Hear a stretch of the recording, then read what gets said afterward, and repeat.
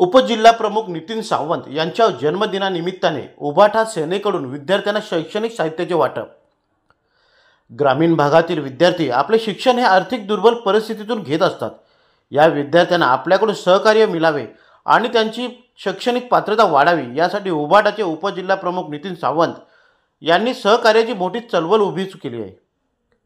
असे असताना उपजिल्हा प्रमुख नितीन सावंत यांचा जन्मदिनही असाच साजरा व्हावा यासाठी चिंचोली गोहे येथील कार्यकर्त्यांनी गावातील जिल्हा परिषदेच्या प्राथमिक शाळेतील विद्यार्थ्यांना शैक्षणिक साहित्याचे तसेच लहान मुलांना खाऊ वाटप करण्यात आला।